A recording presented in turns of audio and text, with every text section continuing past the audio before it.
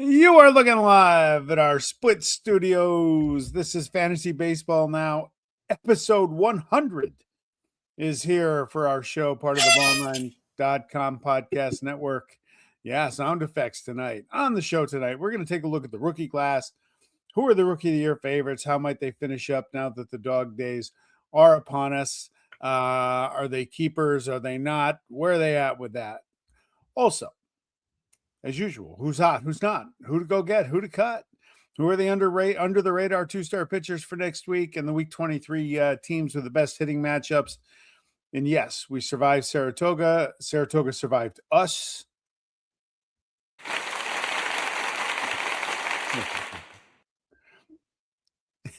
Yes, it did. Before we dive into that brief recap, don't forget to follow us on all our socials and at ball9.com, and also look for us and Get in the Lab as we continue to grind with 100 episodes of somewhat meaningless dribble about fantasy baseball. But back to Saratoga for just a minute. The price of everything went up. There's the first observation. Yes. But your boy won $190. Now, sadly, I had to bet 200 to get that $190. Let me get the calculator out of my computer. A massive win for me to leave only down $10. That is like being Miss Ghana. And I mean, it's still a win for me. I mean, usually I lose minus 30 or 40% of what my stake was. Didn't have to go to the ATM once. Played with the Trax money all day. Mother was great. Unfortunately, the rain the night before had a bunch of horses scratched, but it was a fun day. It was a really fun day. Absolutely. The one thing I would suggest is to the people at the betting windows, when somebody comes up and wins 2 in a row, you probably shouldn't say to them, "Hey, you're pretty close to winning enough to start tipping me." No, you got to let that come organically. Yeah, the only person that deserves a tip at Saratoga is that poor bastard that has to sit in the restroom all day, folding paper towels. Yes. For people who are continuing to get angrier and drunker as the day goes on and suffer through it. They do have good lifesavers, though. They do, but it was only 1,100 degrees in there, so that was nice. And it was cool. And it was in the 70s. It wasn't in the 90s like it usually is. For sure. But the highlight of the weekend of my trip, and if Jeff Crotty is tuned in, the retired guy that's golfing 2 or 3 days a week, still can't beat me on the golf course. Still can't do it. All right. Even with a sprained MCL, I still beat him on Friday. How'd you sprain your MCL? Rounding third? Yeah, moving my daughter into her apartment. That's not a story for this platform. But that's a long one. No. It'll have me cursing, and your boys might be watching, and I don't want to get them in trouble. No, actually, not watching tonight. Oh, fuck it. Then Have at it. It's okay. All right, let's jump into the rookies, and we'll set it up with. You're going to see the current odds to Rookie of the Year and the head-to-head fantasy points via CBS to date. Okay. Which is very interesting, to say the very least. All right. National League. I'm stunned by the Weatherholt being the favorite. He has been fantastic. We're going to talk about him later in the show.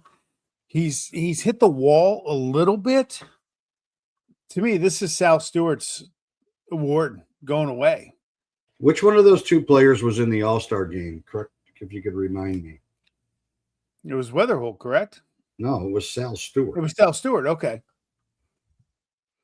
Yeah, to me, Stewart, now, in a fantasy lens, he's got dual eligibility, but 26 homers, 91 RBIs, 12 stolen bases to go with it.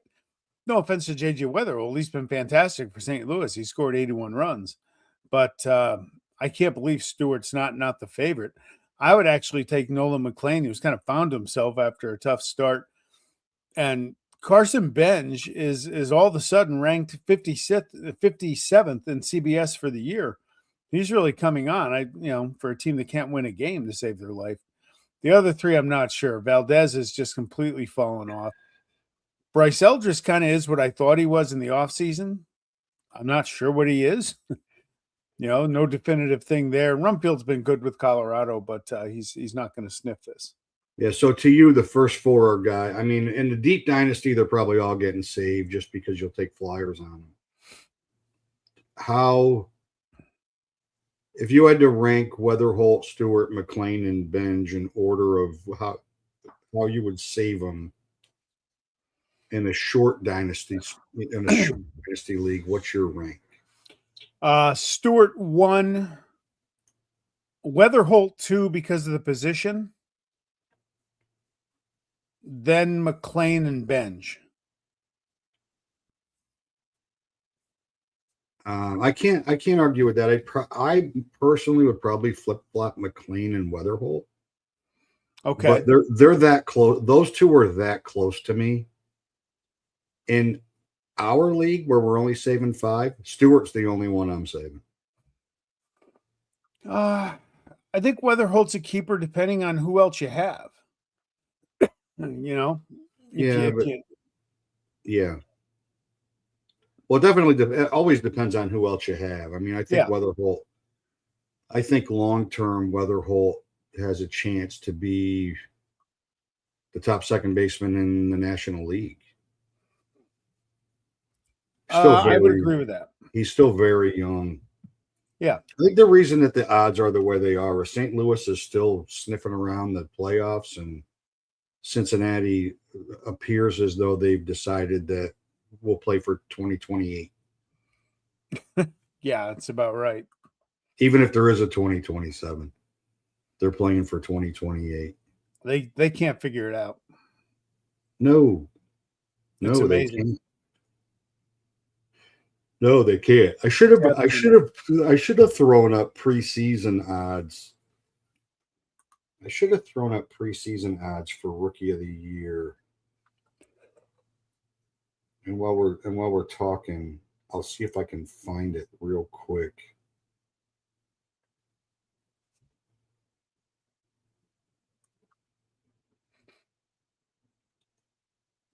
Valdez, while you're looking for that, Valdez is interesting. He took the world by storm when he came up. But when he cooled off, man, that was awful. I cut him in our league. Yeah. I got nothing out of him, and I let him go. Yeah. So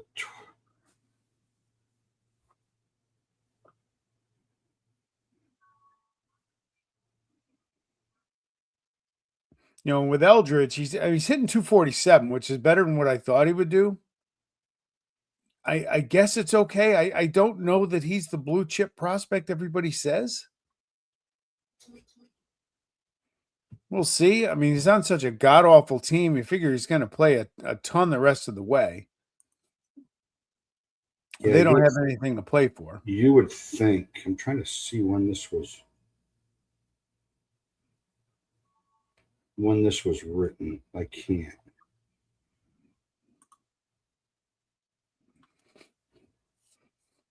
Maybe I'll try to find it while we're. Here we go. This is from last September.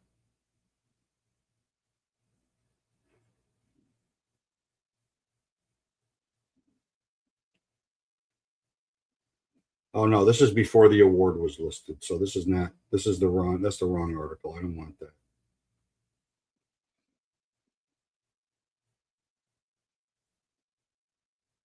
I don't know, maybe I can find it, maybe I can't. But I think Adley Rutschman just hit a home run. He's having a good night. So preseason National League odds. Roki Sasaki plus 250, Dylan Cruz plus 300, Matt Shaw plus 400, Bubba Chandler plus 900, Jordan Lawler plus 1800. Matt Shaw's been hurt. Bubba Chandler's been inconsistent. Lawler's been hurt. Suzuki's been really inconsistent. Dylan Cruz was good for an hour, and now he's back to being Dylan Cruz. Yep. And that may be just what he is, unfortunately, at this point. And then we'll get to the American League when we go to the American League. We could do that right now. Shall we? Boom. Yeah, why not? There they are. So, I mean, Kevin McGonigal is clearly the front runner, and he very well should be the front runner. If Murakami didn't miss time, I wonder if it would be closer, especially given how Chicago's playing. Yeah. I love Parker Messick. Chase DeLauder's made a huge push in the last month. He had 3 Cleveland players on there. Isn't that amazing? And Travis Bazan has kind of dropped off the face of the earth. Yeah, Sam Antonacci's come out of nowhere. I mean, off a really good World Baseball Classic. And Okamoto's been pretty good for Toronto, but he's also been hurt. Peyton Toll's been really good. He's been really good, but he didn't get called up until late. I mean, McGonigal's an easy save for me. Murakami's probably a very easy save for me. Messick's probably a very easy save for me. I'd really have to pay attention to him over the next 6 weeks. Yeah, look, I had Messick last year when he came up. I drafted him. He's been in my starting rotation most of this season, maybe on the bench a couple of times. He's been fantastic. I don't know if he's a keeper yet. Maybe another year of the same stats, but he has been very consistent, very reliable. But maybe another year of the same stats and you don't get a chance to keep him. So he's very one of those guys. I love the guy. I love watching him pitch. I didn't think that DeLauder would have more fantasy points than Murakami, but he did miss a lot of time. Okamoto, because of the position he plays, would get strong consideration for me as a save player. And I don't know about Bazana. He came up, lit the world on fire, and now he and Brian Rocchio have kind of not been great. Yeah. Since the All-Star break. Preseason odds were Jason Dominguez at plus 400. Who? Cam Smith at plus 600. Kristen Campbell at plus 650. Jackson Jobe. And remember this guy? Roman Anthony at plus 800. And Jacob Wilson at plus 850. Cam Smith's been disappointing to say the least. Dominguez is Dominguez at this point. Kristen Campbell hasn't even been in the majors. Jackson Jobe's just getting back from injury. Nobody knows when Anthony's coming back, and Jacob Wilson's been hurt. So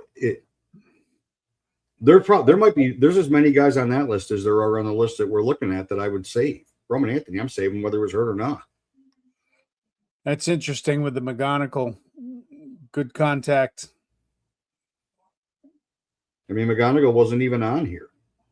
Yeah. Well, they weren't sure he was going to make the club coming out before the end of camp. But he sure did. He played his way on. But he sure did make the club, and he's been nothing short of everything they ever wanted him to be. There's something like he made people thankfully forget about Javi Baez.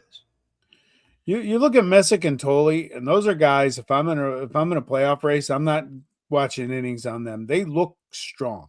They look like what I like about Messick when I watch him pitch. He has a bulldog mentality to him. I love it, and he challenges hitters. He's not going to back down. I hope they don't start reducing his innings. They both throw a lot of fastballs, and that has a lot that as much as anything. If you're throwing just junk and junk and junk, your arm is going to get far more tired than if you throw a lot of fastballs. They both pump a lot of fastballs. They have excellent secondary pitches, but everything's off their fastball, so they throw as many fastballs as anything. So it's not like they can't.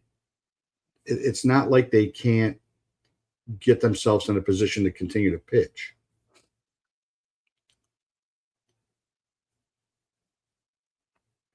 Also looking at Okamoto, I don't know about him. Well, he's not healthy enough long enough to know. Yeah. But the position makes it an interesting conversation. It does. It is, as Cliff says, it is a black hole. Although I'm telling you, I don't do a lot of things right other than beer consumption on draft day.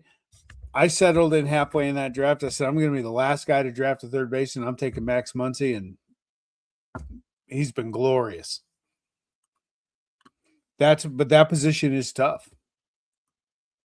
As far as keepers, for sure.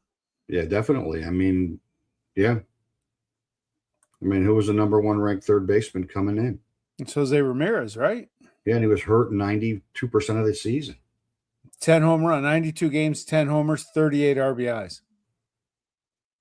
That's not that. I mean, for a guy that should be a first ballot Hall of Famer, that's clearly not a season you'd expect out of him. That's disappointing. The ironic, he got 29 steals and 38 RBIs. Yeah. That's about as shocking to me as Vlad Guerrero with 0 home runs at home this year. Yeah. Yeah. Yeah. That's up there with Fernando Tatis has 14 homers and 13 are after June 1st. Yep. Anthony will be the interesting one. I think he's on a rehab assignment now. Who knows?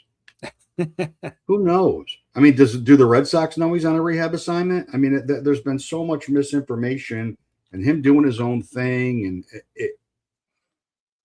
and they're still helping the D-backs search for Ketel Marte. He was drafted he was in knee treatment today in Arizona. He was drafted so high. Anthony was the first rookie taken pretty much in every draft that we did. Probably, yes.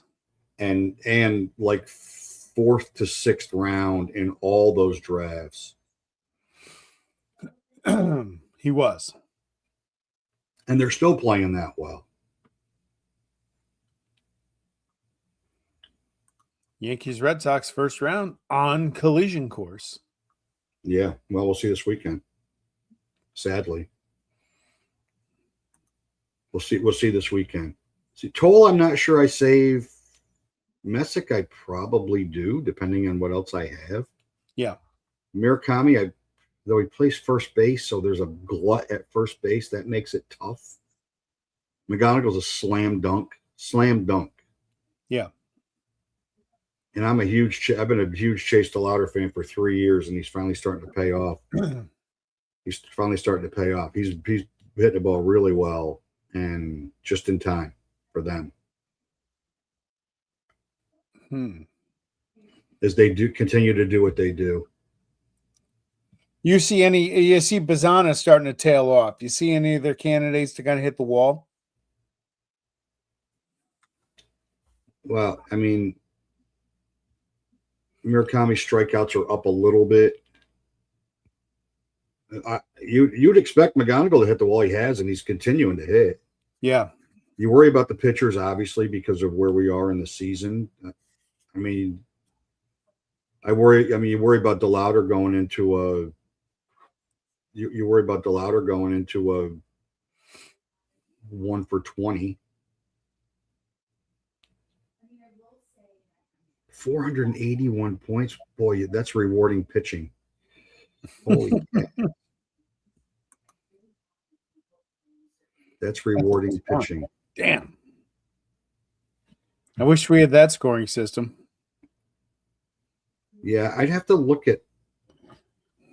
I wonder, and I didn't, and maybe it's true, is that maybe the points that we see on CBS are the points that they would have A 1 point per out. Nice. That's nice. That's interesting. Yeah, well, that turns a minus 17 into a minus 10 quick. I mean, 3 1/3, still 10 points. Yeah. Wow. I'd be interested to hear more about that scoring because what's the offset on hitting? Yeah, right. That's pretty wild stuff. That is pretty wild. You ready to move on to who's hot, who's not? Yeah. Right now we could put who's not my fantasy baseball offense 0 for 10 tonight. Wake up. I'm in a pennant race. All right. You are wake up or in a pennant race. Jesus. All I can do is coach him up. That's it. Got to play. All right. Who's hot?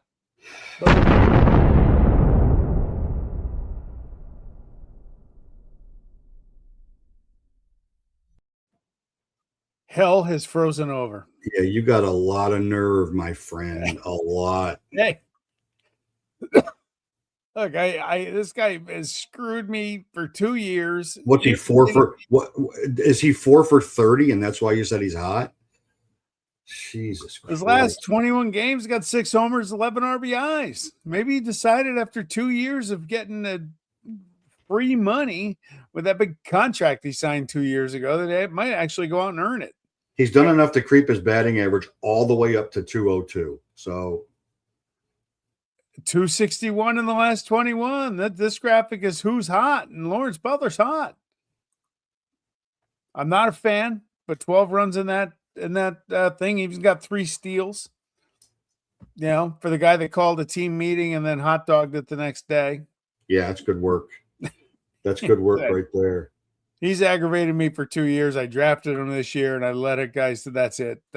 Stop it. If this were a fight, the ref would jump in and stop it. But he's actually Mills Lane would be screaming. That's it.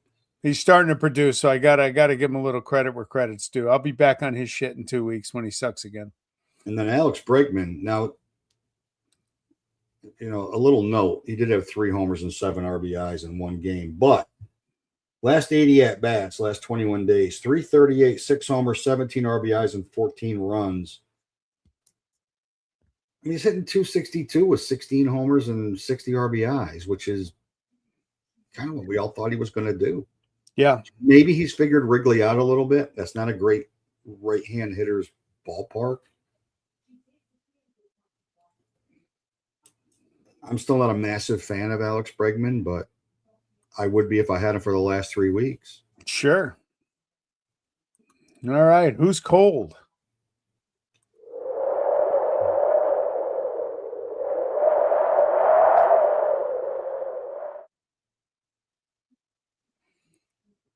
You can take this one.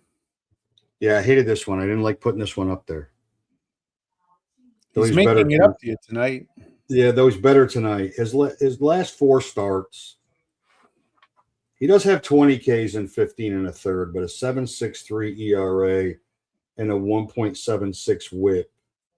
Still 83% started, even with those 4 bad starts. His WHIP is still 1 and his ERA is 2.89. So you can't take him out of your lineup. It's impossible. And tonight he's 5 innings, 2 hits, 4 walks, 2 runs, and 7 Ks. And they lifted him because he threw 98 pitches, and God forbid he throw any more than that. You don't want that. You don't want that. I'm sure he's pissed because he doesn't like coming out of the game, but seems like him and Mattingly talked it out. Not necessarily ideal, to say the very least. And then the Rookie of the Year favorite's your guy. Yeah. They're going to peaks and valleys with rookies. Almost doesn't matter who it is. And he's a young guy, but his last 21 games hitting 191 with a homer, 6 RBIs, does have 14 runs, so he's at least contributing in one category. I wouldn't worry too much about it. I don't think his regression is going to be a full year thing, but yeah, we're in the middle of August, and this happens to rookies sometimes at this time of year. Yeah. Yeah, they're seeing teams for definitely the second time. There's plenty of tape on them now, though. Yeah. Yeah, there is, but no, There's 450 at bats of tape on these guys now, so there's no hiding how to get them out. Hey, Wheeler, 4 walks tonight. What's up with him with that? His walks are up. His walks are way up. Uncharacteristic for him. I don't know. Yeah. They were talking about that. He's having the same issue as Skeens, where arm side is controls bad.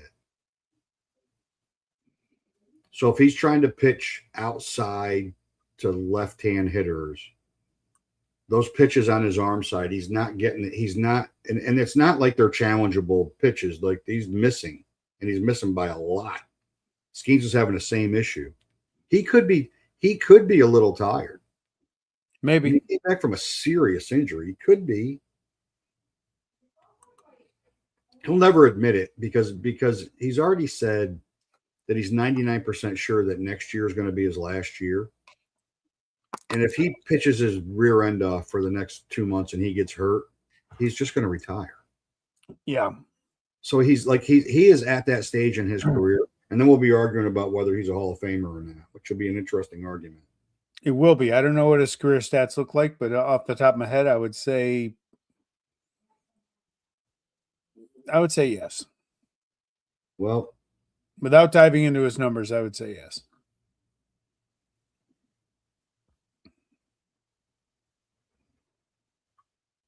No, you're not going to get him here. So okay,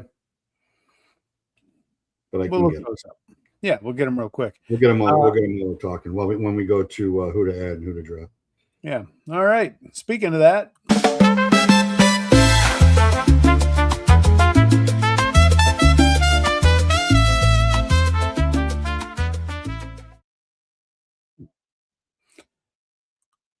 You know, all the wheeling and dealing the Pirates did at the trade deadline, I think they have their closer already there, Mason Montgomery. Striking out a ton of guys. Whip is real low. Got a couple saves in the last couple weeks. No runs given up. I'd trust him with the ball over some of the other guys they have out there in the pen. You're more of a Pirate guy than me. Where do you sit on that? You're muted, Mike.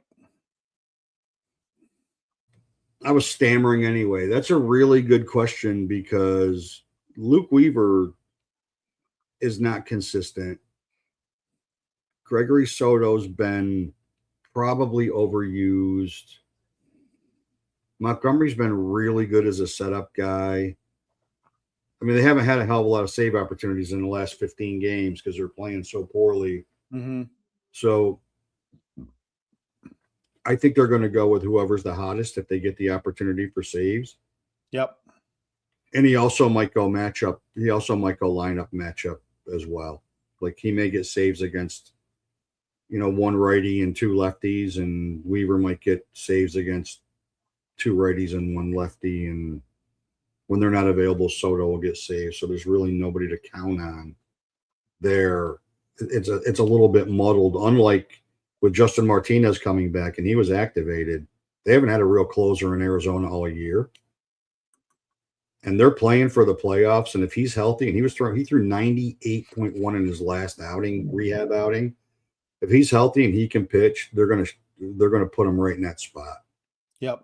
It might be a good, and he's only 11% owned right now. So he's a good grab. He's a good get if you have room. If you have Grant Taylor, who I cut, he doesn't close games. I don't understand why. Nobody knows why. and our league doesn't have holds as a stat. If it was a holds league, I would still have Grant Taylor. But it might be a quick way to pick up saves, and he gets strikeouts. So that might be a good late get right now. And I mean, what do you have to lose? Back to Wheeler for just a minute. 12 seasons, 303 games started. He's never pitched in relief. He's 123 and 79 with a 3.26 ERA. He's got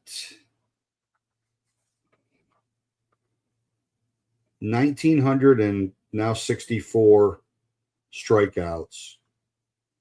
in 1,843 innings. So I think he needs to get to, and his career whip is 1,128. In WAR, for whatever the fuck that matters, is 44.3 It doesn't in his matter. career. So 123 and 79 is really hard to get in the Hall of Fame. It's not enough. He's going to get 2,000 strikeouts at the end of the year. I mean, it's not 3,000, which is automatic. I mean, he's got 5 complete games, and 3 of them were in 2021 when he threw his high of innings at 213. He's only thrown over 200 innings twice. He missed 2 years. Yeah, 2020 he was hurt. He missed 2015 and 2016. He wouldn't be helping them. He wouldn't help the Mets at all right now. No.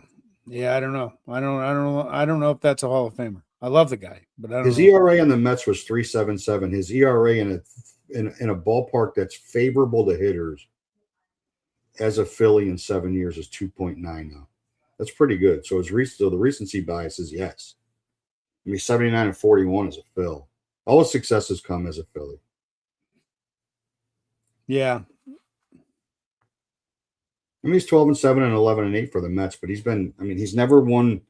I don't think he's getting in. He's only won over 15 games once. No Cy Youngs, correct? No Cy Young. I think he would have won it last year had he not gotten hurt. And he kept on his path. Yeah. Yes. Yes. Yeah, he's been all MLB, second team twice, first team once. He's been in 3 All-Star games. He's finished 12th, 2nd, 6th, 2nd, and 9th. He won a Gold Glove. Finished 19th in the MVP voting in 2021, 12th in 2024 when he was second in the Cy Young Award. I don't know. I think he's in the Hall of pretty good. Oh, yeah, pretty good. All right. I think I agree with that. All right. Who shall you cut from your roster? Please. Because they suck.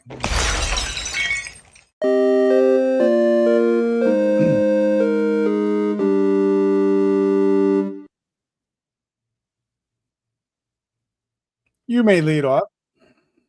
I was led to believe that this was going to be the greatest catcher since Mike Piazza in a Met uniform. And I'm going to tell you, I gave this guy plenty of chances to show me that he was. No more. No more. Not only is he 248 with 13 homers, 36 RBIs, and 29 runs. In his last 21, he's 196 with a homer, 3 RBIs, and 6 runs. He's only 52% owned. He's still the 10th ranked catcher, which tells you the catching's not great. But, man, no way. He's losing at bats, too. Plus, just get him off your roster. He's losing at bats. That's the big thing. He's I don't even know if you call it a full platoon. It's like 40-60. He's playing like 40% of the time. So why have a catcher? You can't afford it. You can't afford it. It's August 18th. You need guys that are going to play all the time. Yes. All the time. You need every position. They got to be playing every day. And if they're not at their position, they got to be likely at DH. If they have a 6-game week, they have to be in a lineup 5 days minimum. Yeah. You can't afford not to have guys. Even in head-to-head, the odds in that one day that they wouldn't play are not, could hurt you, but he's hurting you in your lineup. So not only is he not playing, but then when he's playing, he's hurting you. So why have him? Just cut him. Just make your life better. I don't know why I decided to pick on Bryce Elder this week. He's never done anything to me. I've never owned him. 76% of CBS owners do own him. 41% start him. Here's my 2 biggest issues. Is ERA 3.92? That's not helpful. If you got a high ERA like that, you better be able to strike people out. He doesn't. 113 Ks and 137 and 2/3 innings. that's so far below the line of acceptability. He's not helping you at all. He's hurting you. Right. Too many guys own him. It's just not. It's not worth the investment. Go find somebody else.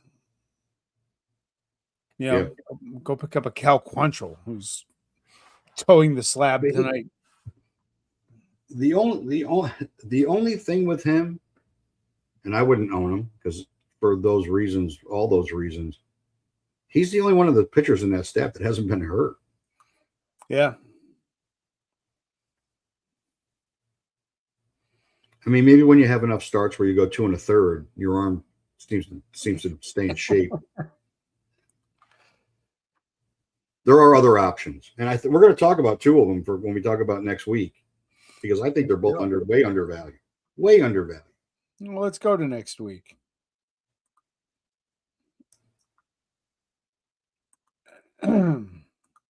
So, Urena for the Angels. I never pick Angels guys for anything unless to cut because they're woeful.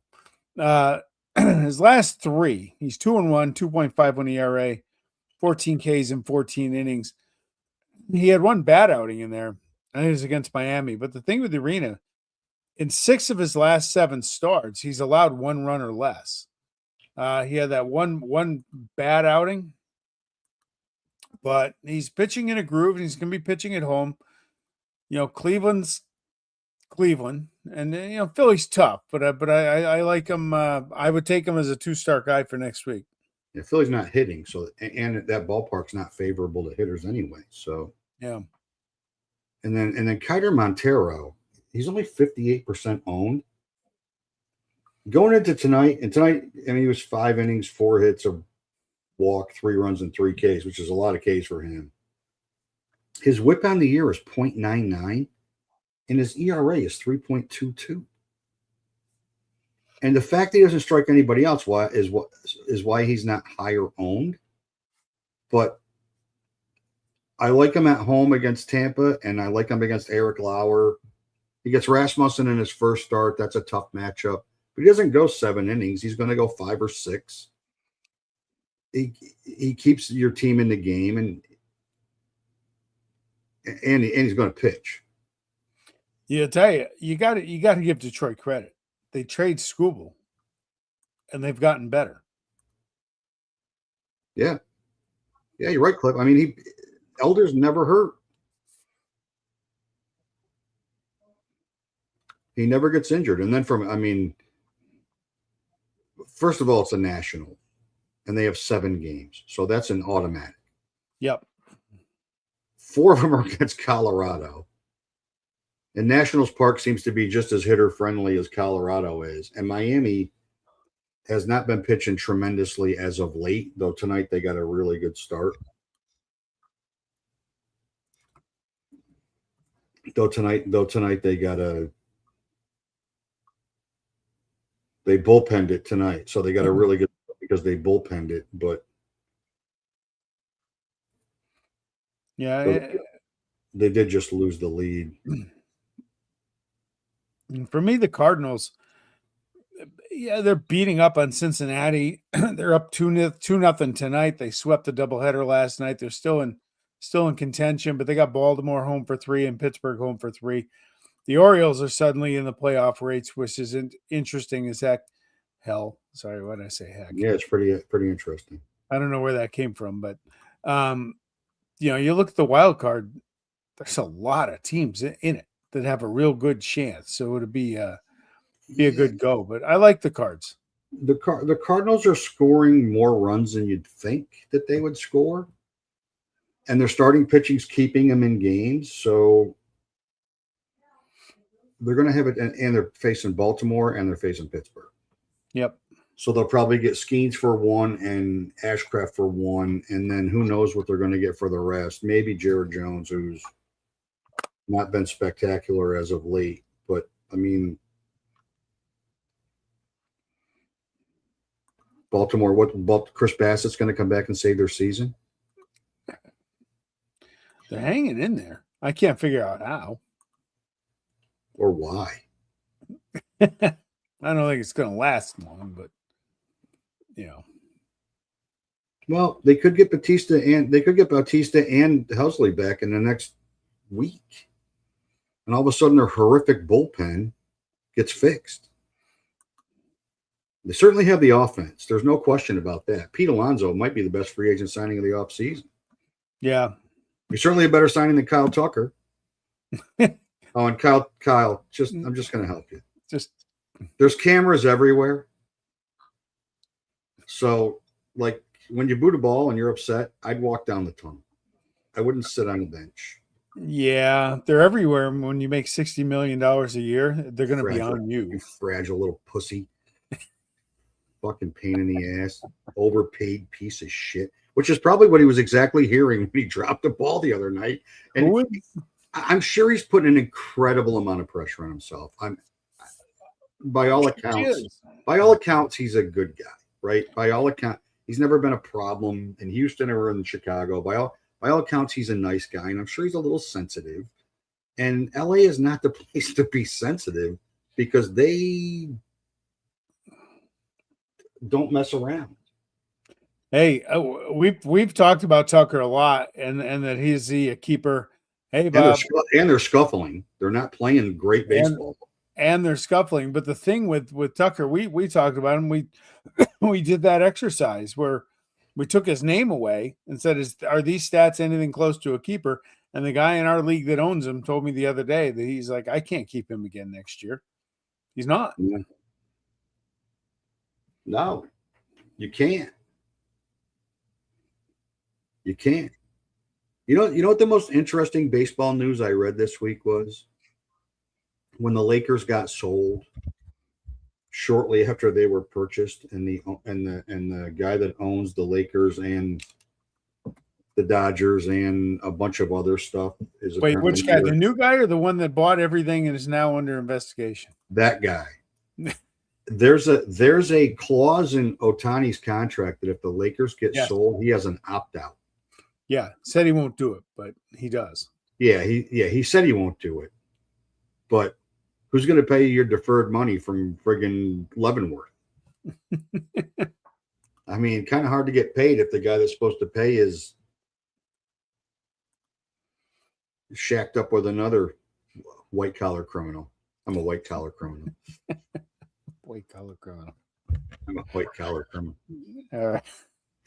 Midnight Run, for those of you saying, what are those two bald-headed freaks talking about? If you haven't watched it, watch it. One of the great movies, underrated. All right. Certainly underrated, and Robert De Niro's comedic skills actually is probably what makes it so funny, because it at the time it was a little out of character for the roles he'd been playing. It made it even funnier.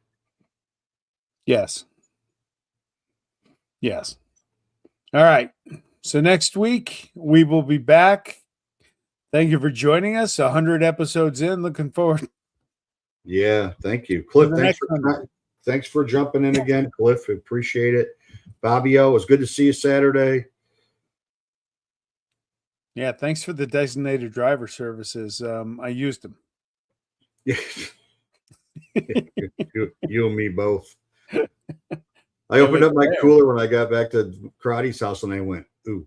Yeah, that explains that. There was no other reaction other than ooh. All right. Well, we'll see you next. Thankfully, we waited till the 11th race to walk out to the rail to watch a race as an entire group. And there's a bourbon bar on the way through. And he and I both looked at it, and Patty said no. No. Save it for when you get home. Thankfully, there was some sanity at the Saratoga Racing Course. Yeah, it wasn't from me. We'll see you next Tuesday, 8 o'clock Eastern, episode 101. We're out. Love this song.